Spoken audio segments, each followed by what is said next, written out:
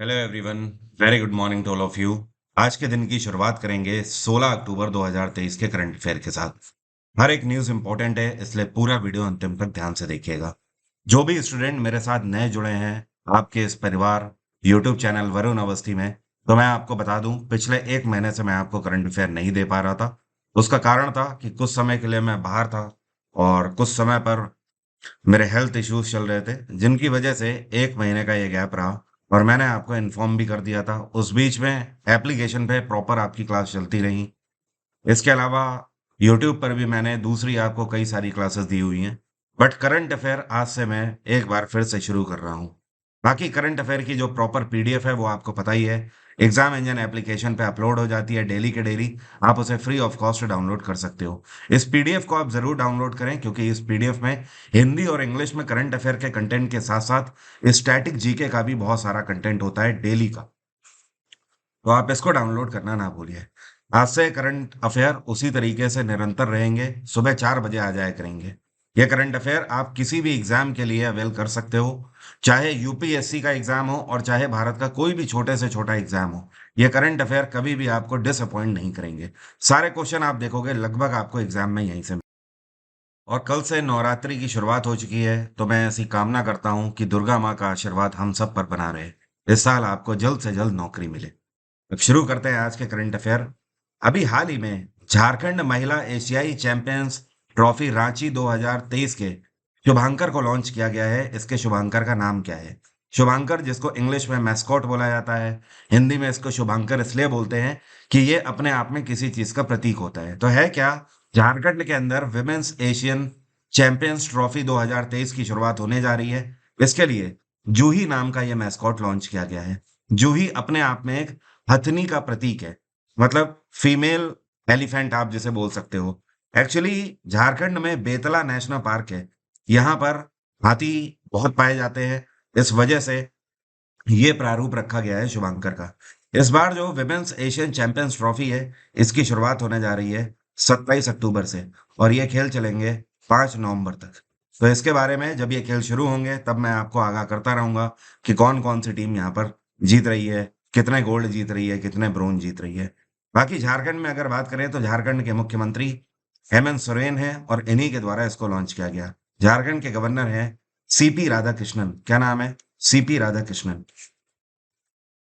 अभी हाल ही में आईसीसी की तरफ से women's player of the month सितंबर के लिए किसको डिक्लेयर किया गया है? तो सितंबर माह के लिए player of the month ICC की तरफ से विमेन्स कैटेगरी में डिक्लेयर करी गई हैं। इनका नाम है चमारी अथापत्तू। क्या नाम है? चमारी अथापत्तू। ये कौन से देश की हैं? ये हैं श्रीलंका की। इसके अलावा अगर आपसे पूछा जाए कि men's player of the month कौन रहे, तो इस बार रहे शुभमन गिल। ध्यान रहे, शुभमन गिल साल 2023 में ये दूसरी बार है जब player of the month declare किए गए हैं। इससे पहले शुभमन जनवरी के महीने में भी प्लेयर ऑफ द मंथ थे।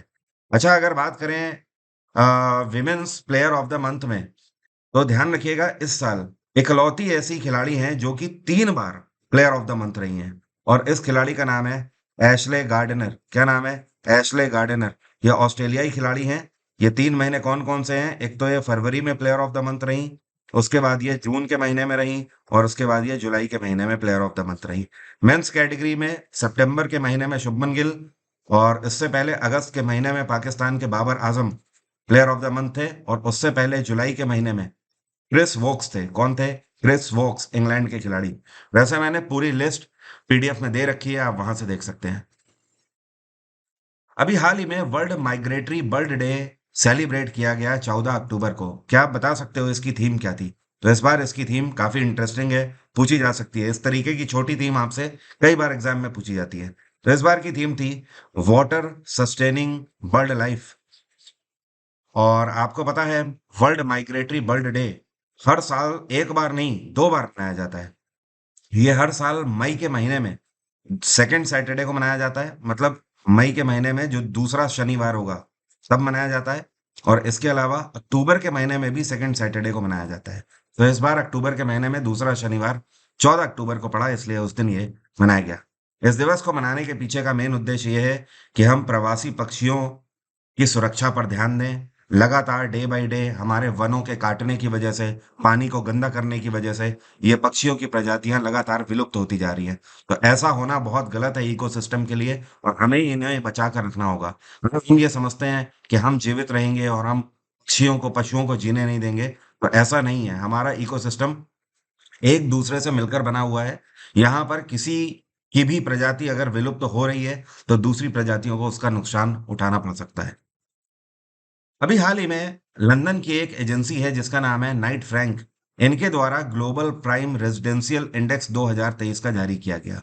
इसमें भारत के ये शहर हैं जिन्हें, ये कौन सा शहर है जिसे 95 रैंक से डायरेक्ट 19th रैंक इस बार मिली हुई है।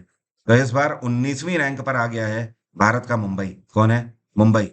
मुंबई सीधे सीधे एक तरीके से आप बोल सकते हो, ये कितने हो गए आपके? 95 और इधर 15 9, ये आपके हो गए करीब करीब 76 पायदान ऊपर आ गया है मुंबई पिछली बार से।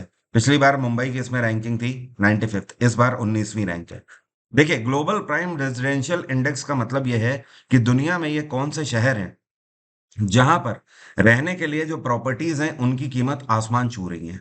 अब इसमें अगर बोला जाए नंबर 1 पे कौन सा शहर है, तो टर्की की कैपिटल अंकारा जिसने टॉप किया है। अंकारा की रेजिडेंशियल प्रॉपर्टी में 106% की वृद्धि देखने को मिली है, जो कि दुनिया में सबसे ज्यादा है।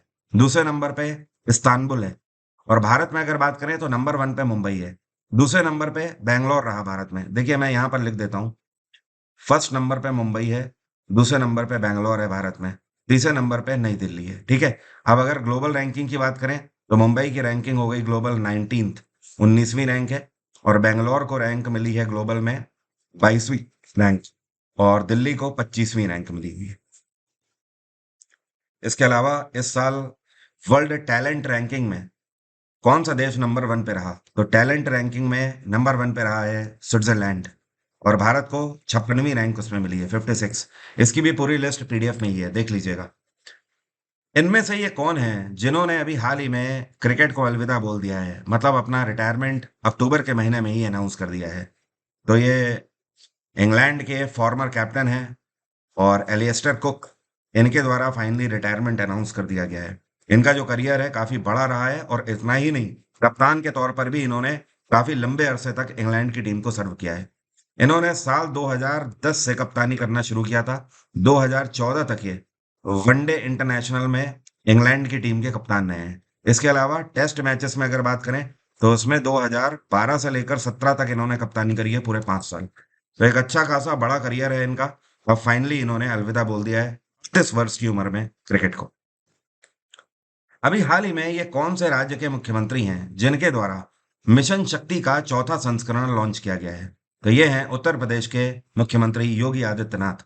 मिशन शक्ति का मतलब क्या है? देखिए, मिशन शक्ति के अंतर्गत उत्तर प्रदेश सरकार इस बात को आश्वस्त करती है कि उत्तर प्रदेश के अंदर महिलाओं को पूर्ण रूप से सुरक्षा मिलनी चाहिए। अगर कोई भी क्राइम महिला के खिलाफ अगर करता है, तो उसे सख्त से सख्त कानूनी कार्रवाई करके कड़ी सजा मिलनी चाहिए। इवन मिशन शक्ति जब से लॉन्च किया गया है, अभी तो इसका चौथा संस्करण है, जब इसका पहला संस्करण लॉन्च किया गया था और तब से लेकर अभी तक उत्तर प्रदेश सरकार ने पूरे भारत भर में टॉप किया है। मतलब कहने का यह है कि पूरे भारत भर में हर राज्यों को मिलाकर अगर देखा जाए, तो उत्तर प्रदेश नंबर 1 पे ऐसा राज्य है जिसने महिलाओं पर होने वाले जो अत्याचार हैं, महिलाओं पर होने वाले जो क्राइम्स हैं, उन पे सबसे ज्यादा तौर पर लगाम लगाई है। इतना ही नहीं, उत्तर प्रदेश सरकार वो सरकार बन के उभरी है जो कि नंबर 1 पे उनको पनिश करने में भी रही हुई है, फिर चाहे देश में वो किसी भी कोने में क्राइम करके गया हो। बाकी उत्तर प्रदेश में इस टाइम पे आनंदीबेन पटेल है गवर्नर। उत्तर प्रदेश का नेशनल पार्क ध्यान रखिएगा, यहाँ का फेमस नेशनल पार्क है जिसको बोलते हैं दुधवा नेशनल पार्क। ठीक है। ये कौन सी मिलिट्री एक्सरसाइज है जिसमें अभी भारतीय सेना ने गोल्ड मेडल जीता है 2023 में? तो ये 2023 की मिलिट्री एक्सरसाइज है जिसका नाम है कैम्ब्रियन पेट्रोल 2023 एक्सरसाइज। क्या बोलते हैं? Cambrian petrol 2023। ये एक्सरसाइज कहाँ पर हुई है ये भी आपको ध्यान रखना है। ये इस बार ब्रिटेन में हुई है, वेल्स में। कहाँ पर? ब्रिटेन में, वेल्स में। और आपको पता है पूरे दुनिया भर की 111 देशों की आर्मी ने यहाँ पर हिस्सा लिया, मतलब अपने आप में बहुत बड़ी बात है। 111 देशों की आर्मी को डिफीट करके इस पेट्रोल एक्सरसाइज में भारतीय सेना ने झंडे गाड़ दिए। और भारतीय सेना को जो रिप्रेजेंट कर रही थी कंपनी, वो है गोरखा राइफल। गोरखा राइफल, इन्हीं के लिए ये टैगलाइन मशहूर है कि गोरखा। दरअसल इस कंपनी की अपनी एक बहुत पुरानी एक लाइन है कि अगर कोई व्यक्ति बोल रहा है उसे मौत से डर नहीं लगता, तो इसका मतलब ये है कि वो झूठ बोल रहा है या फिर वो गोरखा राइफल है। ठीक है। तो गोरखा राइफल सबसे डेडली कंपनीज में से एक है इंडियन आर्मी की। तो इस बार इन्होंने गोल्ड जीता है इसमें। सीआईआई एनुअल टूरिज्म समिट का 17वां संस्करण जो है, ये अभी हाल ही में किसके द्वारा स्टार्ट किया गया? तो इसकी शुरुआत जो हुई है, ये पहली चीज तो आपको ध्यान रखना है, मुंबई में हुई है अभी 4 दिन पहले ही। और इसका उद्घाटन वी विद्यावती के द्वारा किया गया है, मिस वी विद्यावती। और इसका मेन उद्देश्य ये है कि भारत के अंदर जो पर्यटन मंत्रालय है, वो भारत के प्राइवेट सेक्टर टूरिज्म कंपनीज के साथ मिलकर और इसको एक्सपेंड करने के लिए आगे बढ़ रही है। ध्यान रखिएगा, अभी कुछ ही महीने पहले मेक माई ट्रिप के साथ भारत भारत सरकार ने एक पैक्ट साइन किया है। मेक माई ट्रिप का हेडक्वार्टर है गुरुग्राम। तो इसका मेन उद्देश्य ये है कि पर्यटन को बढ़ावा देना है। पर्यटन से दूसरे और देश हैं जो कि बहुत अच्छा खासा पैसा कमाते हैं, अर्थव्यवस्था उनकी बड़ी होती है। और भारत में भी लगातार इन पहलुओं से पर्यटन को पहले से काफी अच्छी दिशा दिखाई गई है। तो इसका मेन उद्देश्य ये है कि दुनिया भर के पर्यटन को भारत की तरफ अट्रैक्ट करना। और कहीं न कहीं सीधा फ़ायदा इस बार जो क्रिकेट वर्ल्ड कप भारत में हो रहा है, इसके अलावा दूसरे और जो इवेंट हो रहे हैं भारत में, उनसे भी, जैसे कि जी20 इस बार भारत में हुआ है, तो इसका भी बहुत बड़ा फ़ायदा भारत को आगे पर्यटन में देखने को मिलेगा।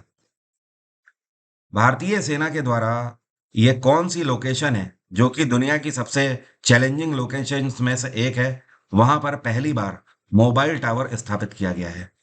तो भारतीय सेना ने झंडे गाड़ दिए हैं सियाचिन ग्लेशियर में। सियाचिन ग्लेशियर आपको पता है, ये 15,500 फीट की हाइट पर है। ठीक है। जो कि अपने आप में दुनिया का सबसे डेडली बैटलफील्ड माना जाता है और सबसे ज्यादा टफ बैटलफील्ड, जहां पर लड़ना आम बात नहीं है, बहुत मुश्किल है। तो यहाँ पर पहली बार कम्युनिकेशन टावर लगाया गया है। ये टावर बीएसएनएल कंपनी की मदद से भारतीय सेना ने लगाया हुआ है। शुरुआती दौर में ऑफिशियल पर्पज से इसका यूज किया जाएगा। सारी चीजें मौसम के हिसाब से अगर ठीक रहती हैं, तो आने वाले समय में यहाँ पे तैनात जो हमारे जवान हैं, वो बहुत आराम से अपने घरों पर भी बात कर पाएंगे, इसका फायदा ले पाएंगे। जांस्कर महोत्सव जो है, ये भारत के कौन से रीजन में इस बार मनाया जा रहा है? तो ये मनाया जा रहा है कहाँ पर? ध्यान रखिएगा, इसको मनाया जा रहा है लद्दाख में। और इस बार जो जांस्कर महोत्सव है, इसका 8वां संस्करण है जो आयोजित किया जा रहा है।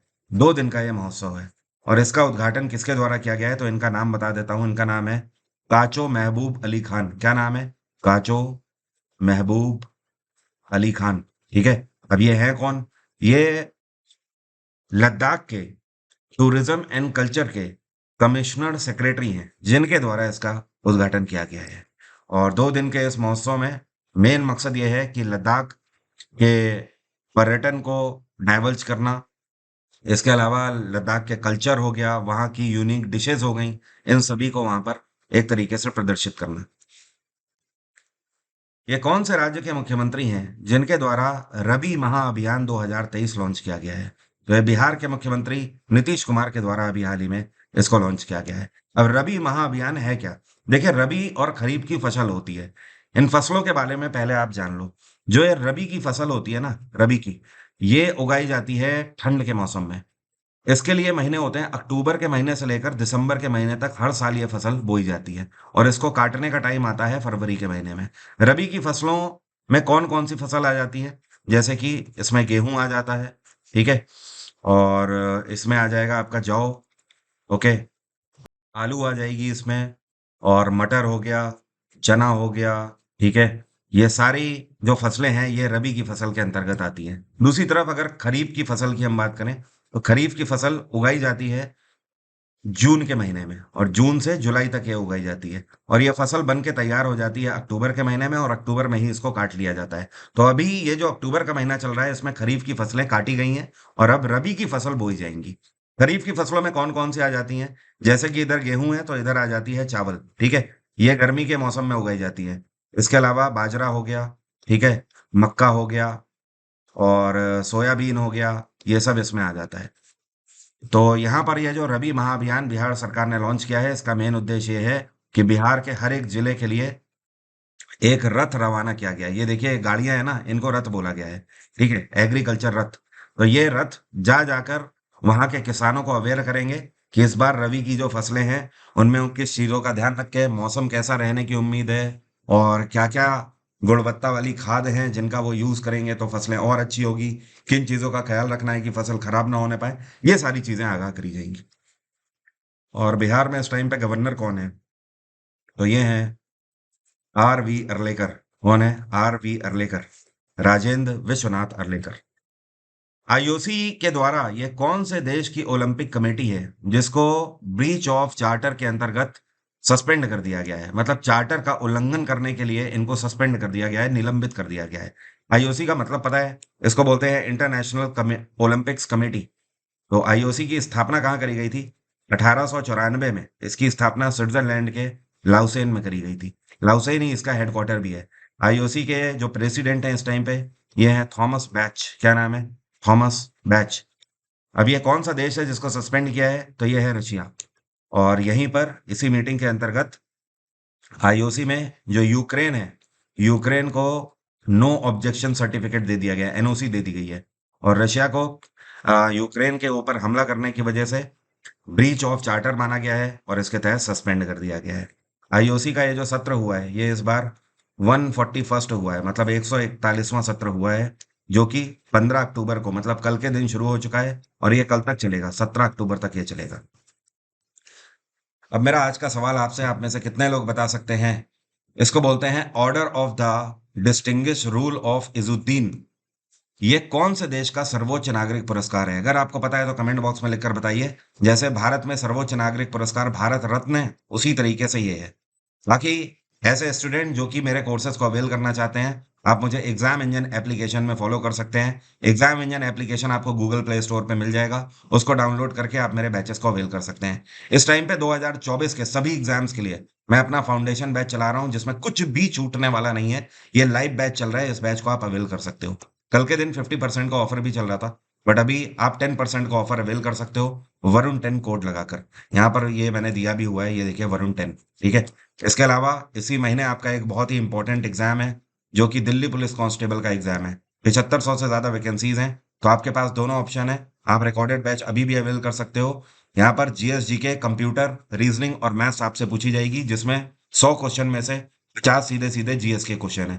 तो आप कंप्लीट बैच भी अवेल कर सकते हो और केवल जीएसजी के और कंप्यूटर का भी अवेल कर सकते हो। दोनों ऑप्शन आपके पास अवेलेबल है। इस टाइम पर दिल्ली पुलिस कांस्टेबल जाना नहीं चाहिए आपके हाथ से निकल के, बहुत ही बेहतरीन वैकेंसी है। हमेशा आप दिल्ली में ही पोस्टेड रहोगे। इसके अलावा कंप्यूटर मैगजीन हो गई, और भी बहुत सारी चीजें जो कि आपका वेट कर रही हैं एग्जाम इंजन एप्लीकेशन में। अगर आप प्योर रिकॉर्डेड बैच लेना चाहते हो तो आप उसे भी अवेल कर सकते हो। ये full foundation pure recorded batch है। इसके अलावा ऐसे स्टूडेंट जो कि यूपी दरोगा का फॉर्म भर चुके हैं और इस बार यूपीएसआई का फॉर्म देने वाले हैं, तो ध्यान रखिएगा, वहां पर पॉलिटी का वेटेज बहुत है, तो उसको देखते हुए पॉलिटी और मूल विधि दोनों का लाइव बैच भी मैं चला रहा हूँ। Thank you so much. आज की बात यहीं तक रहेगी, कल फिर से सुबह मुलाकात होगी। Have a nice day, take care, bye bye. आपका दिन मंगलमय हो।